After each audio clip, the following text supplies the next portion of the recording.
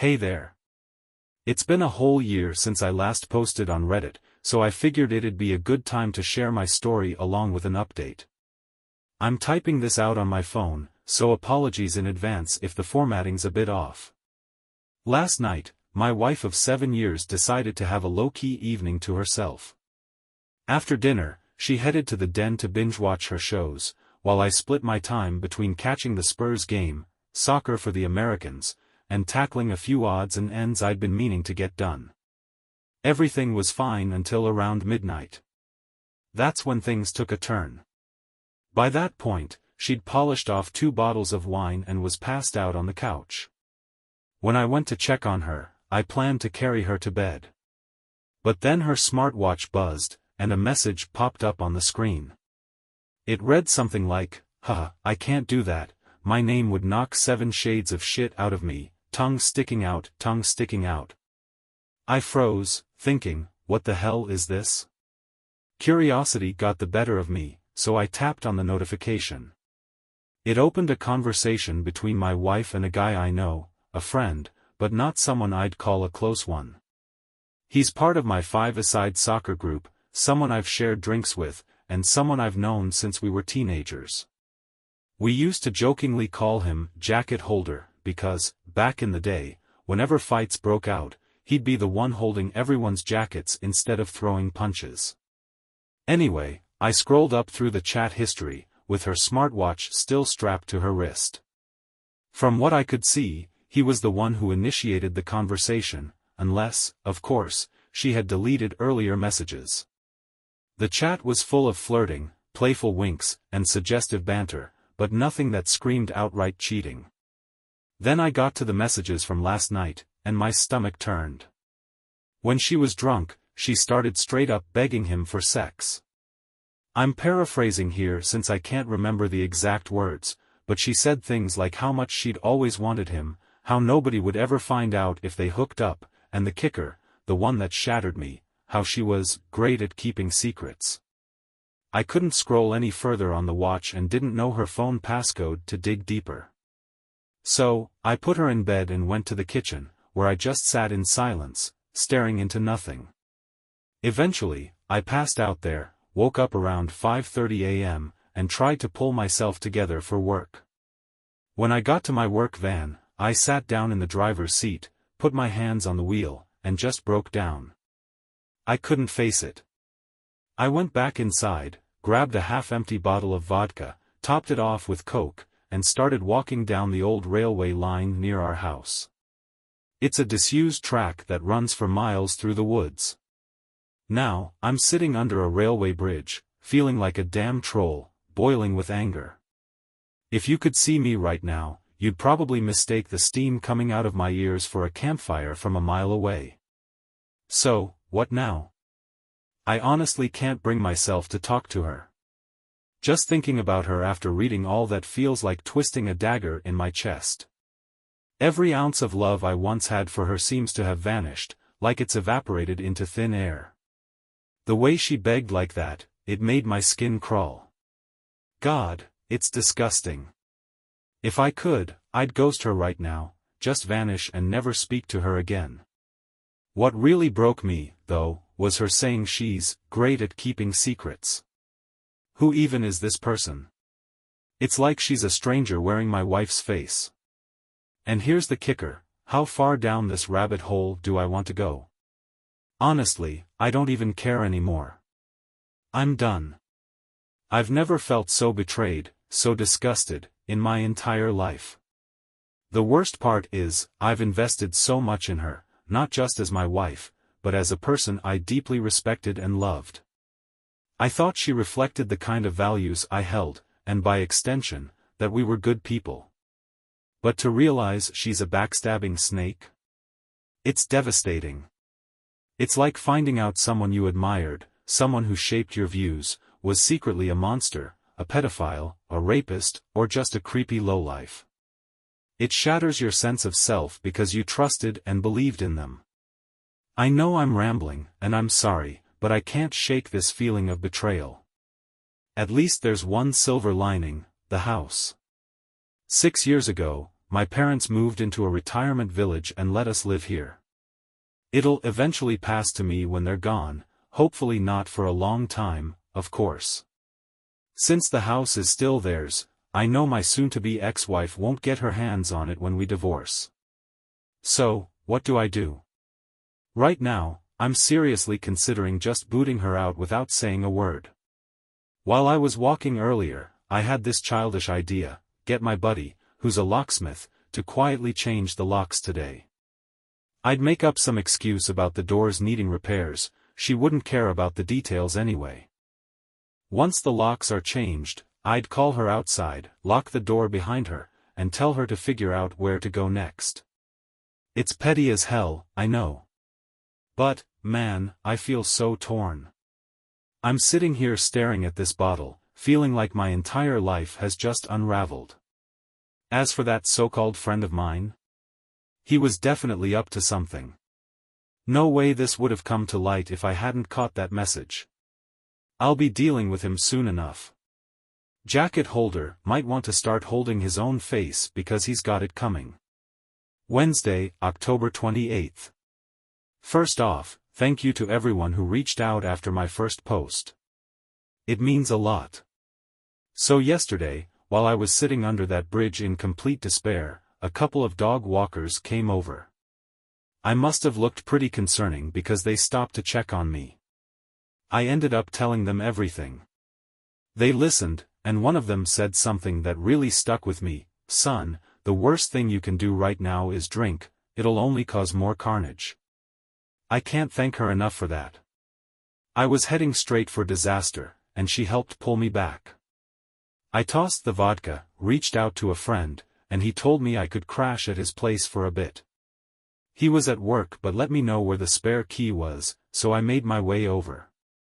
It's a small town of about 15,000 people, so he wasn't far. Once I got there, I just sat on his couch, trying to calm down. Meanwhile, my phone kept buzzing with texts and calls from my wife. She was freaking out because my work van was still in the driveway, but I was nowhere to be found. I texted her back, saying there was an issue with the engine and I got a lift to work. She seemed to buy it and just replied, "Okay." When my friend got home around 5, I laid it all out for him, everything that had happened. I asked for his advice and told him not to breathe a word about Jacket holder to anyone. The last thing I need is for this to somehow get back to her before I'm ready to handle it. To those saying he didn't do anything wrong, give me a break. He initiated the messages, and they were flirty right from the start. What's he even doing texting my wife in the first place? They barely know each other. Sure, I get that adults can have conversations, but this wasn't just a friendly chat. It started flirty, and it stayed flirty. My guess?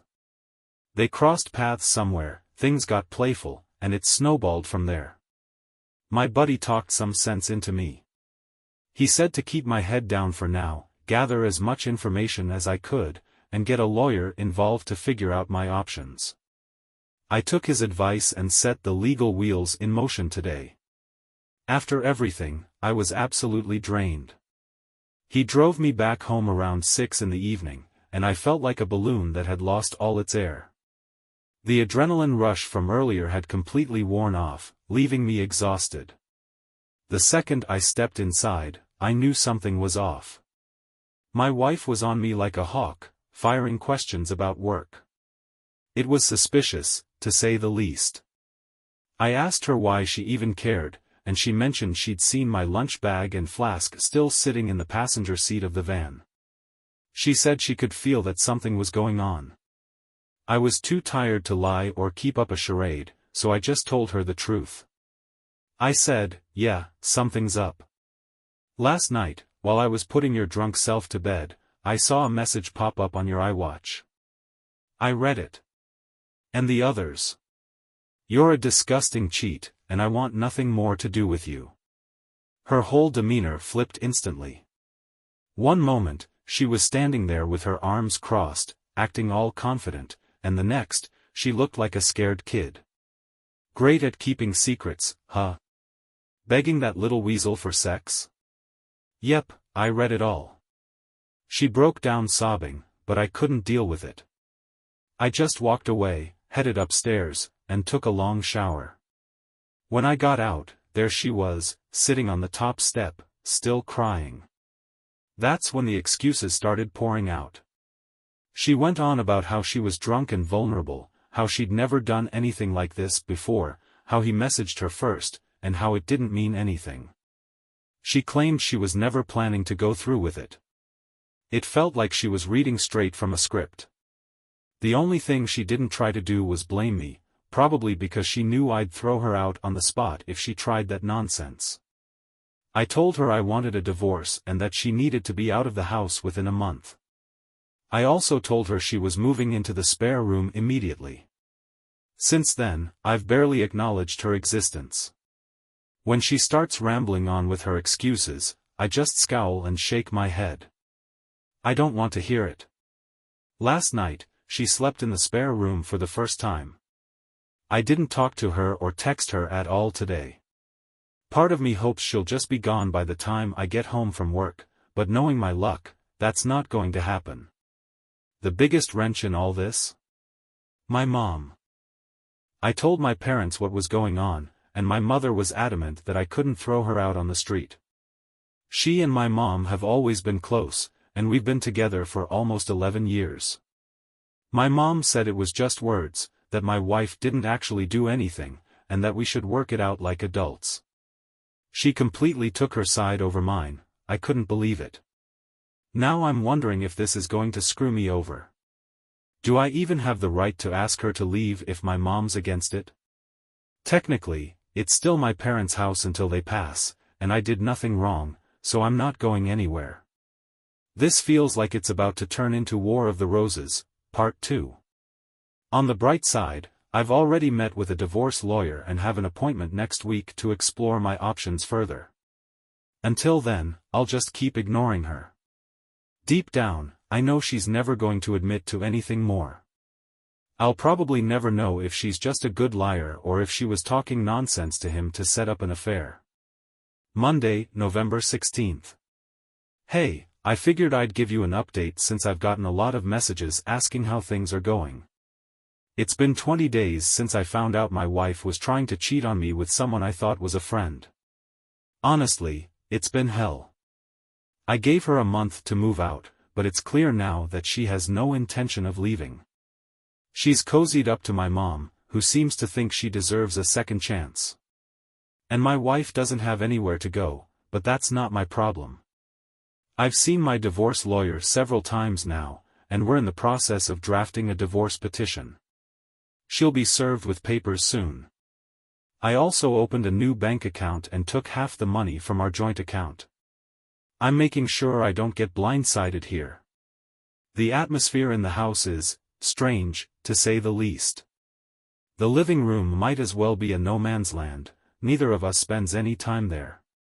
We both stick to our rooms for the most part, and I've been working late intentionally just to avoid interacting with her. For a while, I was completely ignoring her, refusing to engage at all. But after reading about the 180 approach, I've started being civil, though still distant and cold. Surprisingly, it's been a relief. I realized that by outright ignoring her, I was making myself feel like the bad guy, as if I was the one who'd done something wrong. It wasn't healthy, and it definitely wasn't sustainable. The 180 method feels more balanced. I'm firm, but not cruel. The only time I broke from that approach was last week. My wife filled that void for her, and she's been clinging to that ever since we got together. Mom is worried about what will happen if I throw my wife out. She doesn't have much family, just a couple of friends who are busy with their own lives and families. My mom thinks it would be cruel to leave her alone, especially during a pandemic. She's pushing for some kind of compromise, asking me to give it 3 or 4 months and try couples counseling before making any final decisions. But I'm not doing that. The thought of being in the same house as my wife during Christmas makes me sick. She'll want to make it festive like she always does, but it's going to be a complete disaster. My dad, bless him, stays quiet through all of this. He's always been the steady, silent type.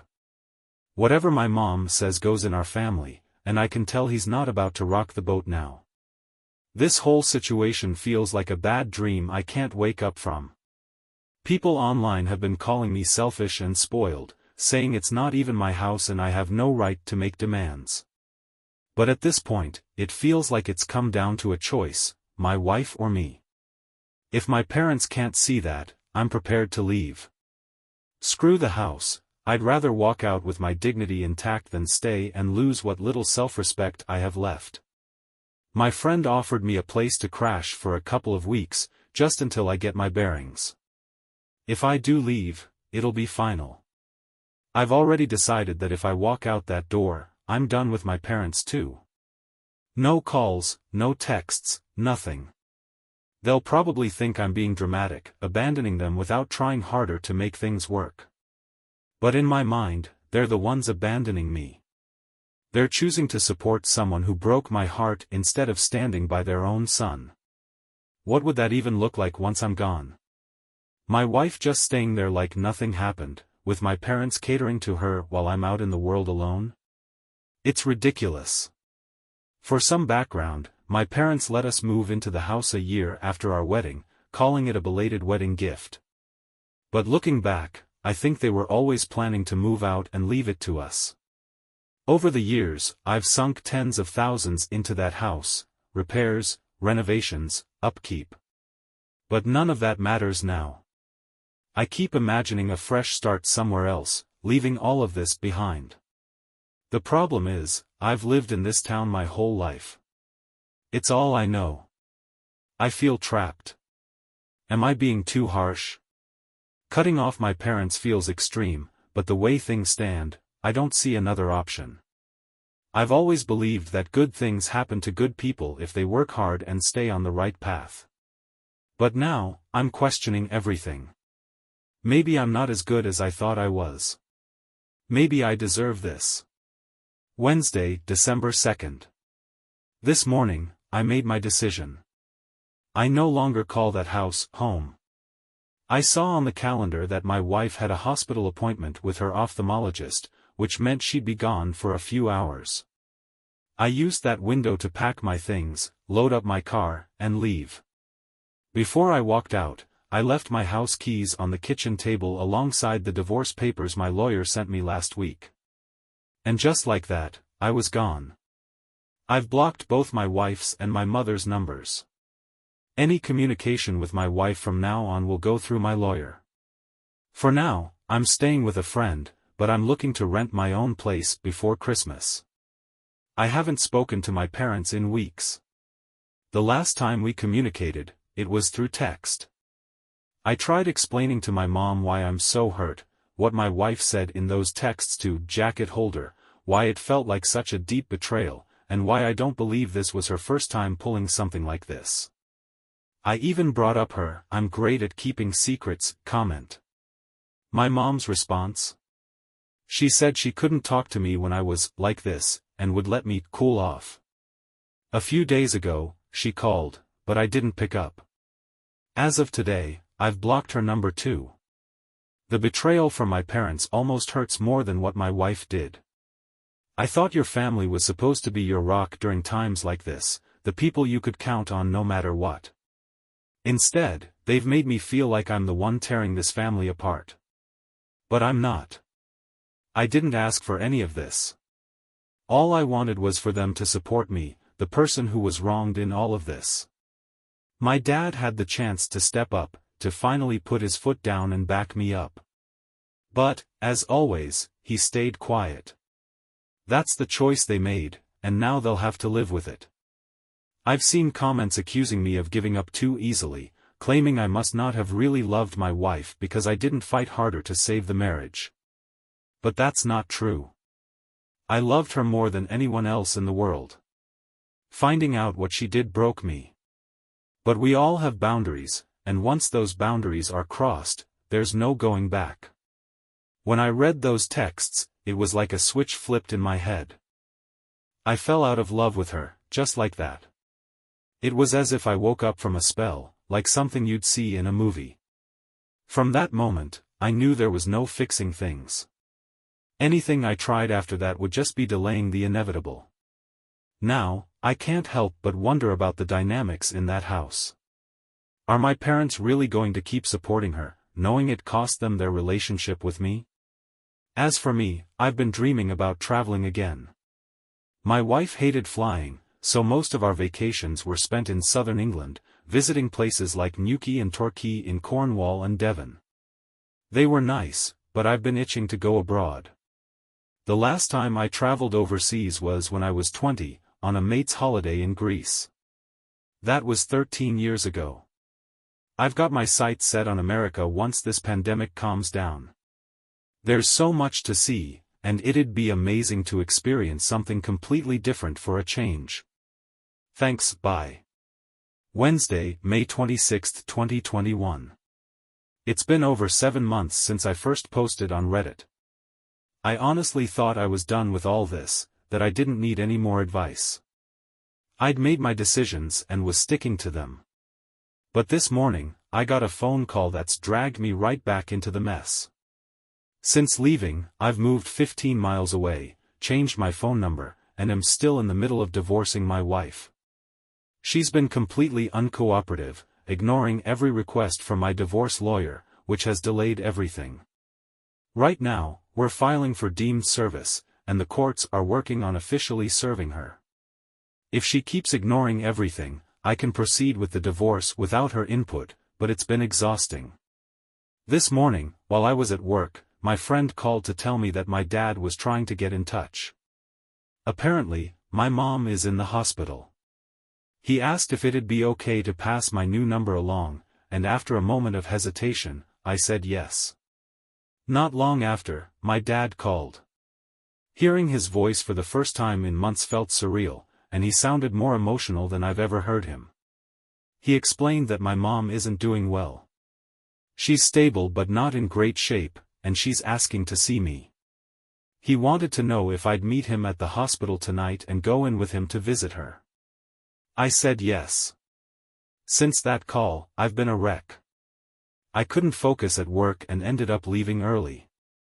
Now I'm sitting at home, climbing the walls, wondering if I made the right decision. It feels like I'm about to walk back into a burning building blindfolded, not knowing where the exits are or what's waiting for me inside. Why does she want to see me now? Has something changed?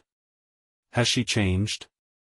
Honestly, I find that hard to believe unless she's had some miraculous personality transplant. And then there's the nagging question, will my wife be there? I hope not. I have no desire to ever see her again. Am still angry about everything that happened with my parents, the way they took my cheating wife's side over mine. That betrayal eats away at me. I've been wrestling with the decision to go see my mom, going back and forth in my head. Part of me considered asking if she'd speak to me over the phone instead, but I wasn't sure if she'd be up for it or even well enough. And deep down, I feel like the bad guy here, like walking away might have caused all of this. I can't shake the guilt. How would you handle this? Saturday, May 29th. Sorry for the late update. I've spent the past few days trying to process what happened and where I stand emotionally. In the end, I went to the hospital on Wednesday night. It was a tough decision. Right up until I pulled into the parking lot, I was ready to back out. I was nervous as hell, but I also knew I needed closure. If I didn't go and something happened, I'd never forgive myself. Driving into the hospital car park felt surreal, almost like I was in some kind of bad movie. Paranoia crept in, and I half expected my wife to jump out from behind a bush or something ridiculous like that. When I met my dad at the entrance, things were awkward. He tried to hug me, but I brushed him off. I told him straight, if my wife is here in any way, shape, or form, I'm out the door. He promised she wasn't, so we headed to my mom's ward. When I saw her, it shook me to my core. My mom looked like she'd been through a battle. She had an extreme black eye, bruises, and a purple-yellow tint down one side of her face. She'd taken a nasty fall, broke 2 ribs, shattered her elbow, and hit her head on the way down. Seeing her like that was a shock. She looked exhausted but perked up the moment she saw me. Her first words were about how much she'd missed me and how she wasn't sure she'd ever see me again. I told her plainly, if you'd really wanted to reach me, you could have found a way. We talked for a bit. She explained what happened, how she'd been on the floor for hours before my dad found her. She said she was determined to recover and hoped we could mend our relationship. That's when I brought up my wife. I told her I was pushing for a divorce but that my wife either wasn't getting the letters or was ignoring them. I asked if she was still living in the house. My mom admitted she was, and my dad looked visibly uncomfortable. I just turned away in disgust. Mom started saying how lost my wife is without me, how she's struggling. That's when it hit me, nothing's changed. She hasn't had some great realization about the damage done. She just wants things to go back to the way they were. She told me the house was still my home, but I cut her off. I don't want it. It means nothing to me anymore, just a place filled with bad memories. I stayed for less than an hour. As I was leaving, I told her, if I decide to get in touch, I will. But don't wait by the phone, it could be a long wait. My dad walked me out, and as we said goodbye, he asked if I'd stay in touch with him. I told him I would, though whether that's the right decision or not, I don't know. Time will tell. When I got home, my emotions were all over the place, sadness, anger, frustration.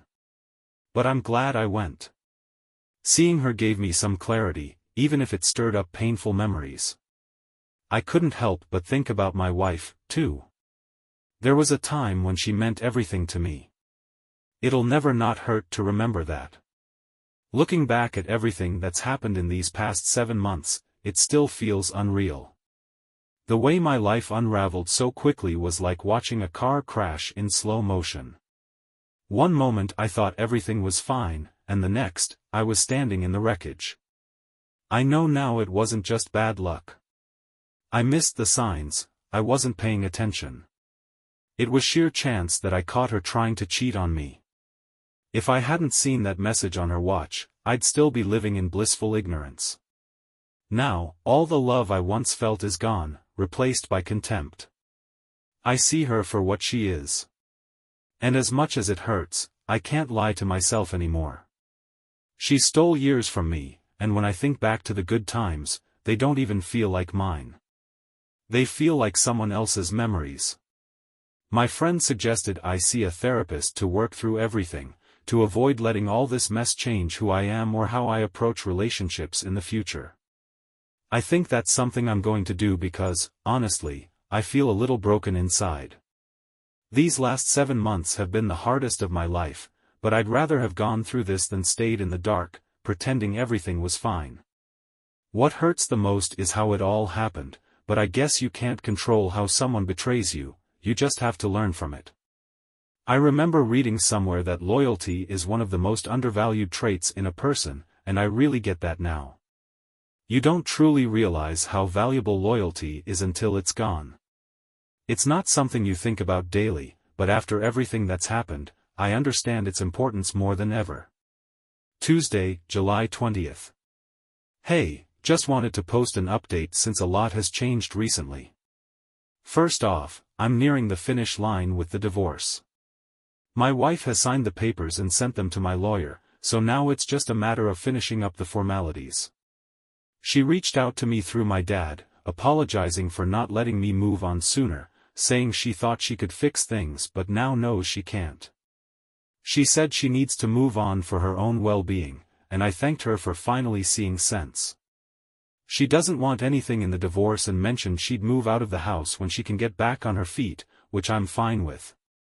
As for my mom, I haven't talked to her directly yet, but my dad told me she's recovering well after leaving the hospital and is getting back to some normal routine.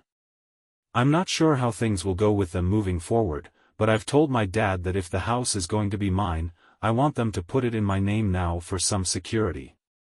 Once that's done, we can start working on rebuilding our relationship. We'll see where that goes. My biggest struggle now, though, is within my own head. I'm working on trying to get over everything that's happened. The mind is a strange, sometimes terrifying thing. To put it in perspective, I still remember the taste of truffles I ate at my grandma's house when I was 5, and the thought of it still makes me want to gag.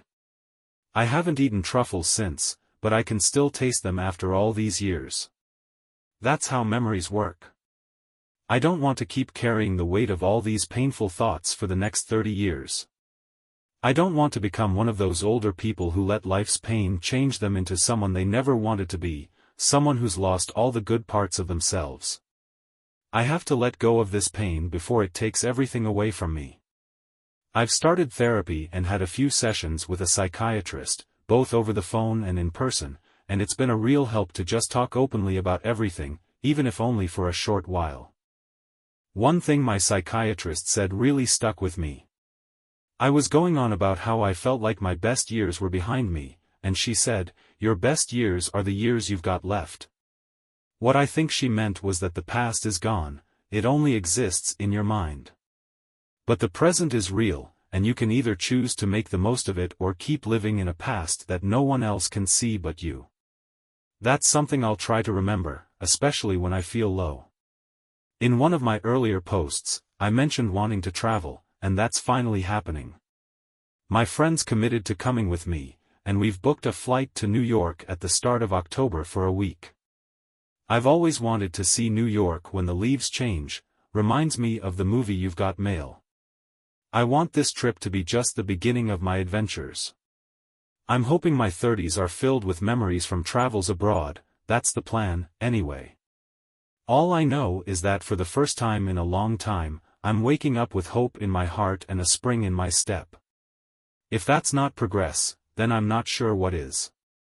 Wednesday, October 27th. Well, it's been a full year since my first post on Reddit, so I figured it would be fitting to give one last update and close this chapter. First off, I'm officially divorced now. It feels like a huge weight has been lifted, but also like a firm end to a relationship that was a big part of my life for almost a third of it. I actually ran into my ex-wife about a month ago while I was walking into a shop in the town center. I had just visited a friend, and she was coming out of the door as I was walking in.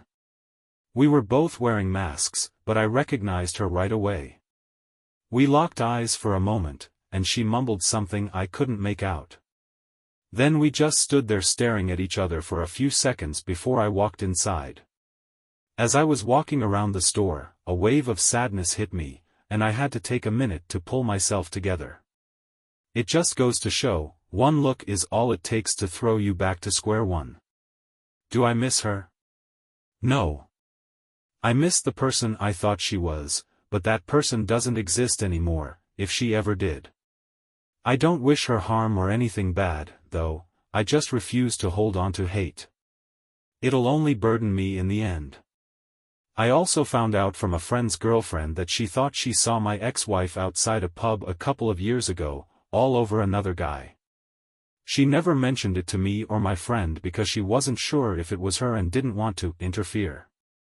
I'm pretty pissed off about that.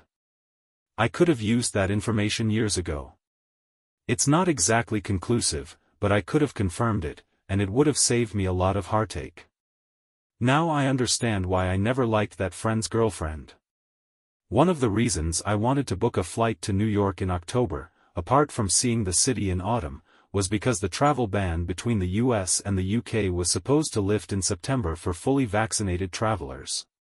Unfortunately, that's been pushed back to November 8th, which has thrown a wrench in our plans.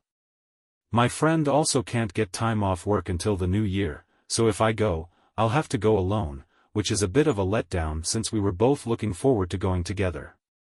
But I'm still planning to go in the new year with him, though I'll need to think it through a bit more. One thing this pandemic has taught me is that life is full of curveballs, so I can't say I'm surprised. But I will get there, one way or another. This is just the beginning of my journey, after all. I've been struggling with how I feel about my parents lately. Honestly, it's like I just feel completely indifferent towards them. No matter how hard I try, I can't seem to feel anything for them, and I don't think that will change. My dad's been trying to rebuild our relationship, but at this point, I just don't care anymore. I know that sounds harsh, but it's the truth. In my last post, I said I wanted them to put the house in my name, but I haven't followed through on that. I think I was just angry at the time, wanting to assert some control when we first started talking. But now, I couldn't care less about that house. Honestly, I'd rather live in the house from A Nightmare on Elm Street than that place. It wouldn't change anything. It can't undo what happened or take back the choices they made. It's just the unfortunate consequence of the decisions they made. To anyone out there thinking about forgiving a cheater, please don't. I'm telling you, it's not worth it. You're trying to fix something that's already broken. Don't be the person who's desperately putting out fires that your partner keeps lighting again and again. After everything I've been through, and reading a lot of infidelity support forums over the past year, I've realized that if you don't walk away, you're just setting yourself up for endless pain. Here's a story that's somewhat related. At the beginning of the year, I had this terrifying experience. I cut the back of my trouser leg on a metal bin at work, and didn't realize it until later. When I went to bed, I started feeling really off. At 2 a.m., I woke up with my leg pulsating, and I felt like I was dying, fever, chills, dizziness, and double vision. I realized it might be sepsis, so I called an ambulance. They told me it would take over 2 hours to get there because it was a Friday night during the height of COVID. I was freaking out, hyperventilating, and my mind was racing, but the only thing that calmed me down was when I accepted that I might die. The moment I accepted it, I stopped feeling afraid. I don't know if it was the accepting fate mindset, but once I let go of all the possibilities and fears, everything became simple, and I was able to breathe. I've been thinking about that moment a lot lately, and it reminds me of how I feel about betrayal. Sometimes, you have to accept that what you had is gone. If someone's willing to hurt you like that for their own gain, then fighting to save something that's already lost is just a waste. You'll just keep getting hurt. Accepting that it's over gives you clarity. I know everyone's situation is different, especially when kids are involved, but some battles just aren't worth fighting. Let go and move forward. That's my perspective, anyway. It's only after we've lost everything that we're free to do anything. Tyler Durden, Fight Club. It's funny, I haven't written about my feelings since high school. I work on roofs for a living, and I'd pretty much forgotten about this side of me. But this whole experience has brought it back out. If there's any silver lining to this mess, it's that I'm not going to bottle things up anymore. Writing has been a cathartic way for me to let everything out, to see the bigger picture, and to process everything. It's helped more than I ever thought it would, so I'm going to keep doing it, even if it's just journaling to myself or writing things down on a notepad. I think there are moments in life when things are on a knife's edge, and they could go either way. Looking back, I shudder to think where I'd have ended up if I hadn't reached out for help here or talked to those dog walkers. I could have ended up blackout drunk, at death's door in a ditch somewhere, or in jail after blasting Darren, aka Jacket Holder, right through his window frame after tearing through his house like a hurricane. Honestly, it scares me to think how much worse things could have gotten. I was in a bad place, and when you're drunk, embarrassed, and so angry, it can lead to chaos in any direction. In the end, I'm just relieved I made it out the other side without seriously hurting myself or anyone else. Most of my posts have been focused on the events that unfolded, but I think the last few have been more about how I'm feeling about everything that's happened. Betrayal really triggers intense and overwhelming emotions, there's no feeling quite like it. When the people you love turn their back on you, it's a pain that feels different from anything else. The aftermath of that kind of hurt is something uniquely raw and personal, and the emotions that come with it are just as unique. So, thanks for sticking with me through it all. I remember saying in my first post that I felt like a worse person than I was the day before. But after everything that's happened, I can honestly say I feel like a stronger one too. Thanks again for taking the time to read my story. This version aims to capture the emotional weight and transformation of the journey. Let me know if you'd like any changes.